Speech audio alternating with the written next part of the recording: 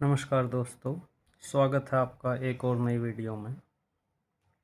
जैसा कि हम पहले सीडीपी के 4 लेक्चर कंप्लीट कर चुके हैं, जिसमें हमने देखा कि सीडीपी क्या है, साइकोलॉजी क्या है, साइकोलॉजी की वेरियस डेफिनेशंस क्या हैं, ग्रोथ क्या है, मैचुरेशन क्या है, डेवलपमेंट क्या है, स्टेजेस ऑफ डेवलपमेंट क्या हैं, और लास्ट क्लास में हमने देखा कि प्रिंसिपल्स ऑफ डेवलपमेंट क्या क्या हैं। इस क्लास में हम जो डिस्कस करने वाले हैं वो हैं कि क्या क्या फैक्टर्स हैं जो किसी भी इंसान की या किसी भी ह्यूमन बीइंग की ग्रोथ एंड डेवलपमेंट को अफेक्ट करते हैं, यानी जो उसकी ग्रोथ एंड डेवलपमेंट पर इम्पैक्ट डालते हैं, प्रभाव डालते हैं। ऐसे क्या क्या फैक्टर्स हो सकते हैं।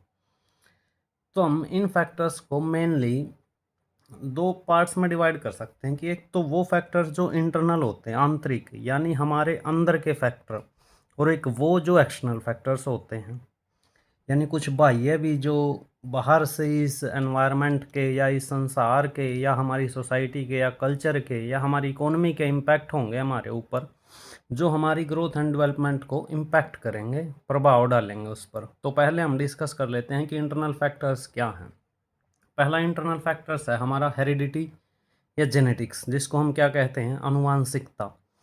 यानी अनुवांशिकता होता क्या है, पेरेंट्स से मिलने वाले जीन्स, यानी जो जो हमें पेरेंट्स से, हमारे पेरेंट्स से मिलता है, वही तो क्या है, वही हेरिडिटी है। अब आपने कई बार देखा होगा कि किसी बच्चे के घुंघराले बाल होते हैं, मोस्ट प्रोबेबली या बहुत ज़्यादा चांस हैं कि उसके पेरेंट्स में से किसी एक के, फादर या मदर के, क्या होंगे, कर्ली हेयर होंगे। ये किसके थ्रू आया उसके अंदर, हेरिडिटी के थ्रू, यानी फादर या मदर के जीन्स के थ्रू। और ये सब चीज़ें क्या करते हैं, बच्चे के ग्रोथ एंड डेवलपमेंट को क्या करते हैं, इम्पैक्ट डालते हैं। इसमें क्या क्या आ सकता है, इसमें आ सकता है हाइट, स्किन का colour, intelligence, body structure etcetera. ये सब किससे प्रभावित होती हैं, हमारी हेरिडिटी से, यानी जेनेटिक्स से। कई बार आपने देखा होगा कि किसी के फादर मदर की यदि अच्छी हाइट है तो बच्चे के बहुत ज़्यादा चांस हैं कि उनकी हाइट कैसी होगी, फादर मदर पर जाएगी। हालांकि 100% ये बात सत्य नहीं है कि उनकी हाइट ज़्यादा ही होगी, यदि कम है तो कम ही होगी, लेकिन मोस्ट प्रोबेबली जब तक कोई ऐसी इंटरनल डिस्टर्बेंस ना हो, कोई आंतरिक प्रभाव और ज़्यादा प्रभावित ना करे, तो उसके ज़्यादा चांस होंगे कि उनकी हाइट किस पे जाएगी, अपने पेरेंट्स पे जाएगी। इसी तरह स्किन का कलर होता है, आपने कहीं देखा होगा कि किन्हीं बच्चों की ब्लू आइज होती हैं, तो उनके पक्का फैमिली में किसी ना किसी के एंसेस्टर में किसी ना किसी के क्या मिलेंगे, ब्लू आइज मिलेंगी। हो सकता है क्या पता उसकी नानी की हो, बट वो इम्पैक्ट डीएनए के थ्रू चलता रहता है। तो पहला इम्पैक्ट हुआ हेरिडिटी या जेनेटिक्स। दूसरा हम देखते हैं इंटेलिजेंस, यानी बुद्धि। क्या है, जैसे आपने देखा होगा कि कुछ बच्चे किसी भी चीज़ को बहुत जल्दी कैप्चर कर लेते हैं। यदि उन्हें कुछ भी बताया जाए या सुनाया जाए या दिखाया जाए तो वो उस चीज़ को बहुत जल्दी कैच करते हैं और अपने माइंड में रिटेन करते हैं। वो किसका रिजल्ट होता है, वो होता है उनकी इंटेलिजेंस का, यानी उनकी लर्निंग एबिलिटी का। और क्या है, ये जो उनकी इंटेलिजेंस है वो किसको प्रभावित करेगी, उनकी बुद्धि। यानी जो कोई तेज बच्चा है, कोई स्लो बच्चा, स्लो लर्नर कहते हैं जिसे हम, वो क्या करता है, उसकी लर्निंग एबिलिटी और उसकी प्रॉब्लम सॉल्विंग पावर दोनों को प्रभावित करता है।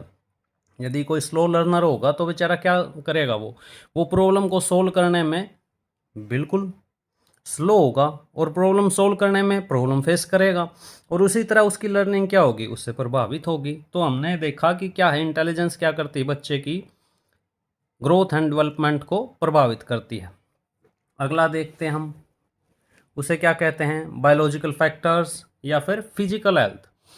यानी यदि आपने देखा होगा किसी के पेरेंट्स में कोई डिसेबिलिटी हो जो जेनेटिकली आगे फॉरवर्ड हो सकती है, या कोई ऐसी बीमारी हो जो आगे जेनेटिकली फॉरवर्ड हो सकती है, जैसे कि HIV एड्स होता है। यदि पेरेंट्स में HIV एड्स है तो मोस्ट प्रोबेबली बच्चे में HIV एड्स ट्रांजिशन के थ्रू चला जाएगा जेनेटिकली। तो यदि बच्चा किसी भी ऐसी बीमारी से ग्रसित है जो बायोलॉजिकली उसे अपने पेरेंट्स से मिली है, तो क्या वो उसकी डेवलपमेंट को प्रभावित नहीं करेगा, ऑब्वियसली करेगा। यानी ऐसे बायोलॉजिकल फैक्टर्स या फिजिकल हेल्थ बच्चे की क्या करेगी, बच्चे के डेवलपमेंट को प्रभावित करेगी। और फिजिकल हेल्थ अगर ठीक ही नहीं होगी बच्चे की, तो क्या वो ग्रो कर पाएगा ढंग से? नहीं ग्रो कर पाएगा। उसका मेंटली जो लेवल है, इंटेलेक्चुअल लेवल है, वो ढंग से ग्रो नहीं कर पाएगा। अब अगला देखते हैं हम फैक्टर, जो है हमारा इमोशनल फैक्टर्स। यानी अगर आप देखें, किसी बच्चे को हम स्टेज पर बुला लें और उस बच्चे में कॉन्फिडेंस की कमी हो, या हम कहते हैं जिसे स्टेज फियर हो, तो क्या वो बच्चा कभी भी कम्युनिकेशन स्किल ढंग से डेवलप कर पाएगा? नहीं। कई बार बच्चे को स्टेज पर बोलने से फियर फील होता है, एकदम बच्चों की टांगें कांपने लगती हैं, तो क्या वो इतनी जल्दी कभी कम्युनिकेशन स्किल या स्टेज होस्टिंग कर पाएगा? नहीं कर पाएगा।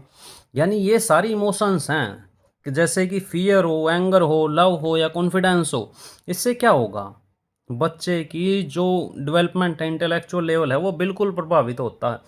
जैसे आपने देखा होगा कई घरों में जो पेरेंट्स होते हैं वो बच्चे को सपोर्ट करते हैं और लव अफेक्शनिंग होते हैं। मान लो उसे घर पर पूरी तरह से प्यार मिलता है और बच्चे को हर चीज़ में सपोर्ट करते हैं, तो क्या होता है उससे? बच्चे का इंटेलेक्चुअल लेवल क्या होता है? एक अलग तरह का होता है। उसका मेंटल लेवल क्या होता है? एक अलग तरह का होता है। यानी उसे इमोशनल सपोर्ट अपने घर से मिलती है, तो क्या होगी, उसकी डेवलपमेंट बिल्कुल प्रभावित होगी। और इसी तरह आगे एक फैक्टर है मैच्योरिटी, परिपक्वता। इस पर तो हम बहुत अच्छे तरह से बात कर चुके हैं कि जब भी थिंकिंग प्रोसेस में इफेक्ट आना स्टार्ट हो जाता है, ये एक ग्रोथ के साथ साथ आगे बढ़ने वाली प्रोसेस है, थिंकिंग प्रोसेस पर काम होने वाला। यानी बॉडी एंड माइंड की रेडीनेस, जिसे हम क्या कहते हैं, मैच्योरिटी कहते हैं। अब मान लो जैसे बच्चा, मसल्स ढंग से बच्चे की ग्रो नहीं हुई किसी भी प्रॉब्लम के कारण, तो क्या होगा? क्या वो बच्चा ढंग से फिजिकली ग्रो कर पाएगा? अगर बच्चा ढंग से फिजिकली ग्रो नहीं कर पाया तो कहीं ना कहीं उसका डेवलपमेंट इम्पैक्ट होगा। हालांकि टोटली इम्पैक्ट नहीं होगा। हमने एग्जांपल देखा था कि कुछ हाइट के कम या फिर ऐसे कोई फिजिकल इलनेस हो तो वो लोग भी डेवलप कर सकते हैं, लेकिन एक इम्पैक्ट तो ज़रूर आएगा। उसके लिए उसे क्या करना पड़ेगा? उसे एक्स्ट्रा मेहनत करनी पड़ेगी, जो उसे उस फिजिकल प्रॉब्लम पर एज देगा, यानी एक अलग रिजल्ट देगा कि वो उस फिजिकल डिसेबिलिटी को कॉन्कर कर पाए या जीत पाए। जैसे हम देख चुके हैं कि क्या क्या हमारे इंटरनल फैक्टर्स हैं, इसी तरह हमारे कुछ एक्सटर्नल फैक्टर्स भी हैं। यानी जो बाह्य कारक हैं वो क्या करते हैं, वो भी हमारी डेवलपमेंट या ग्रोथ को प्रभावित करते हैं। जैसे हम पहला फैक्टर देखते हैं एनवायरनमेंट, यानी वातावरण या पर्यावरण। अब ये भी दो तरह का हो सकता है बच्चे के लिए। बच्चे के लिए एक तो हो सकता है बिफोर बर्थ, यानी माँ के गर्भ का जो एनवायरनमेंट है, और एक हो सकता आफ्टर बर्थ। बिफोर बर्थ हम कैसे मानेंगे? जैसे ही मान लो बच्चा गर्भ में है और माँ के गर्भ का एनवायरनमेंट ठीक नहीं है, यानी माँ ढंग से न्यूट्रिशन नहीं लेती, एक्सरसाइज नहीं करती, या चिड़चिड़ी रहती है, या किसी और स्ट्रेस में रहती है, तो क्या उसका बच्चे के डेवलपमेंट पर इम्पैक्ट होगा, प्रभाव होगा? बिल्कुल होगा, 100% होगा, क्यों नहीं होगा। यानी वो एनवायरनमेंट जो हमारे वोम्ब का, गर्भाशय का है, उसका भी इम्पैक्ट किस पर आएगा? बच्चे की डेवलपमेंट पर आएगा। तो क्या होगा, इसलिए वहाँ का एनवायरनमेंट ठीक होना ज़रूरी है ताकि बच्चे की ग्रोथ ढंग से, डेवलपमेंट ढंग से हो। उसके बाद आया कि आफ्टर बर्थ, अब बच्चे का जन्म हो गया, अब बच्चा कहाँ रहेगा? फैमिली में रहेगा, घर में रहेगा, फिर स्कूल में जाएगा या समाज में रहेगा। अब जैसा बच्चे का एनवायरनमेंट होगा, उसे पॉजिटिव लोग मिलेंगे या नेगेटिव लोग मिलेंगे, घर में क्लेश होता होगा या ढंग का एनवायरनमेंट होगा, स्कूल में उसे अच्छे दोस्त मिलेंगे, टीचर अच्छे मिलेंगे, तो ऐसा एनवायरनमेंट मिलेगा जिससे क्या होगा, बच्चा पॉजिटिव एनर्जी आएगी, पॉजिटिव सेंसेशन आएगी, और उसका क्या होगा, डेवलपमेंट बहुत अच्छा होगा। इसका उल्टा भी उतना ही सच है। यदि वो नेगेटिव एनवायरनमेंट में रहेगा तो उसके डेवलपमेंट पे क्या होगा, नेगेटिव इम्पैक्ट आएगा। तो ये हुआ एनवायरनमेंट। दूसरा फैक्टर देखते हैं हम, उसकी ज़िंदगी में कोई इंसिडेंट हो या फिर कोई एक्सीडेंट हो जाए। इंसिडेंट माने कोई भी ऐसी घटना घट जाती है हमारे साथ जो हम नहीं चाहते, जिसे हम क्या कहते हैं, मिस हैपनिंग भी कहते हैं। इससे जो हमारे, मान लो कोई भी बचपन में कुछ बच्चों के साथ किसी भी तरह का शोषण होता है, तो वो बच्चा मेंटली डिस्टर्ब होता है। वो चीज़ें उसके माइंड में कहीं ना कहीं रहती हैं और वो उसे मेंटली या इंटेलेक्चुअल लेवल पे ढंग से डेवलप नहीं होने देती। इसका मतलब ऐसे इंसिडेंट्स का भी क्या है, डेवलपमेंट पर इम्पैक्ट है। या किसी के साथ कोई एक्सीडेंट हो जाए, एक्सीडेंट में मान लो कई बार लोगों का ब्रेन डेड हो जाता है या कुछ और तरह की डिसेबिलिटी आ जाती है, तो उससे भी क्या पड़ेगा, उसकी डेवलपमेंट पे और ग्रोथ पे इम्पैक्ट पड़ेगा। ठीक है, ये दोनों तरह से हो सकता है, फिजिकली भी हो सकता है और मेंटली भी हो सकता है। उसके बाद हम देखते हैं कि हमारा तीसरा फैक्टर क्या है। तीसरा फैक्टर है हमारा फैमिली, यानी हमारी फैमिली का जैसा भी एनवायरनमेंट होगा वो बिल्कुल इम्पैक्ट डालेगा। आपने देखा होगा कई जगह बच्चे अपने घर में ही आप कहना सीख जाते हैं, और पेरेंट्स भी उसके सामने उसे सिखाने के लिए क्या क्या करते हैं, आप बोलते हैं हर टाइम आपस में। या फिर आजकल इंग्लिश का ट्रेंड चला हुआ, तो इंग्लिश सिखाने के लिए माँ बाप क्या करते हैं, घर में इंग्लिश में बात करते हैं, तो उससे बच्चे को क्या रहता है, इंग्लिश सीखने में आसानी रहती है। जिन घरों में जिस तरह की लैंग्वेज का यूज होता है उस तरह की बच्चे लैंग्वेज आसानी से सीख जाते हैं। या फिर जैसी मोरल वैल्यूज़ दी जाती हैं बच्चों को, घर में जैसा एनवायरनमेंट रहता है, जैसी वैल्यूज़ पर डिस्कशन होता है, वैसे बच्चों की वैसी ही वैल्यू बच्चों को मिलती हैं। या फिर घर में आपने देखा होगा, यदि घर में जो भी पेरेंट्स काम करते हैं या फैमिली काम करती है, जिस तरह के वो शौक रखते हैं, हैबिट्स रखते हैं, उसी तरह की बच्चों में डेवलप हो जाती हैं। जिन घरों में बच्चे मान लो मोबाइल चलाते हैं, तो मोस्ट प्रोबेबली वहाँ पेरेंट्स मोबाइल यूज करते मिलेंगे। यानी फैमिली से क्या होता है, बच्चे की लैंग्वेज डेवलपमेंट होती है, मोरल वैल्यूज़ डेवलप होती हैं, हैबिट्स डेवलप होती हैं, जो उसे क्या करती हैं, उसकी ओवरऑल डेवलपमेंट को इम्पैक्ट डालती हैं। ये हुआ फैमिली का इम्पैक्ट। आगे हम चलते हैं न्यूट्रिशन। न्यूट्रिशन यानी पोषण। एक बात बताओ आप, यदि बच्चे को न्यूट्रिशियस डाइट ही ना मिले तो क्या वो पूरी तरह से ग्रो कर पाएगा? नहीं। माल न्यूट्रिशन की सिचुएशन में क्या हो जाएगा, फिजिकली उसे प्रॉब्लम फेस करनी पड़ेंगी ग्रोथ में, और मेंटली भी क्या करना पड़ेगा, बिल्कुल उसे प्रॉब्लम फेस करनी पड़ेंगी। जैसे यदि कोई विटामिन या फिर हम मिनरल्स की या फिर जैसे कार्बोहाइड्रेट ढंग से ना लें, अगर ऐसी चीज़ें प्रोटीन ना लें, तो क्या वो बच्चा फिजिकली ढंग से ग्रो कर पाएगा या मेंटली डेवलप कर पाएगा? नहीं कर पाएगा। यानी न्यूट्रिशन का भी अपना एक रोल है। उसके बाद चलते हैं हम एजुकेशन एंड स्कूल। क्या है, जो हमारे शिक्षा और विद्यालय हैं, यदि उनका एनवायरनमेंट, वहाँ टीचर, वहाँ का जो करिकुलम है वो यदि अच्छा होगा, तो बच्चे क्या होंगे, इंटेलेक्चुअली और सोशली ढंग से डेवलप करेंगे। अगर वहाँ टीचर, आपने देखा होगा कुछ टीचर ऐसे हैं जो बच्चों को हर टाइम मोटिवेट करते हैं, उन्हें मेंटल और इमोशनल सपोर्ट देते हैं कि तुम ये कर सकते हो, yes you can do it, yes you can do it बोलते हैं कुछ टीचर। उससे क्या होता है, बच्चे में कॉन्फिडेंस बिल्ड होता है, तो उससे बच्चे की क्या होती है, इंटेलेक्चुअल एंड सोशल डेवलपमेंट होती है।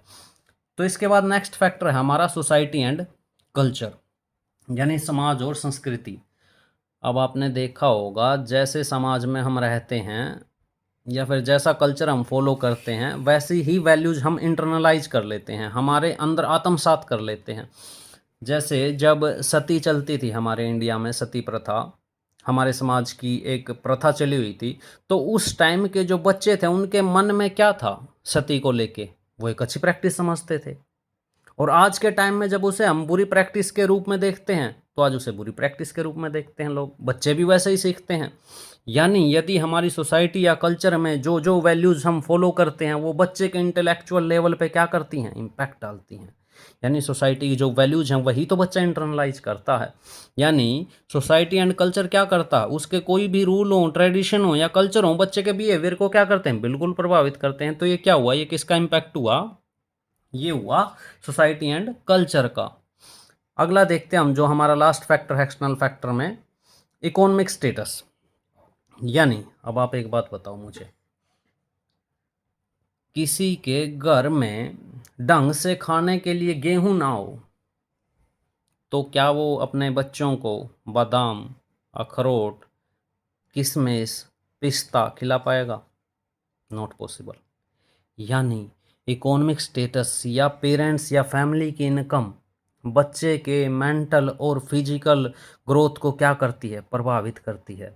यानी यदि बच्चे के फैमिली की इनकम ढंग की होगी, तो वो अच्छे स्कूल में पढ़ाएगा बच्चों को, अच्छे ट्यूशन पर भेजेगा, अच्छा खाने को देगा, तो उससे क्या होगा, बच्चे की डेवलपमेंट होगी। यानी ये हमने देखा इसका क्या है, इकोनॉमिक स्टेटस किस तरह है किसी भी इंसान या किसी भी बच्चे की डेवलपमेंट एंड ग्रोथ को कैसे प्रभावित करता है। तो आज की क्लास में हमने देखा कि जो जो फैक्टर्स ग्रोथ एंड डेवलपमेंट को प्रभावित करते हैं। इसकी पीडीएफ आपको हमारे टेलीग्राम चैनल पर मिल जाएगी, जिसका लिंक वीडियो के डिस्क्रिप्शन में मिलेगा। धन्यवाद।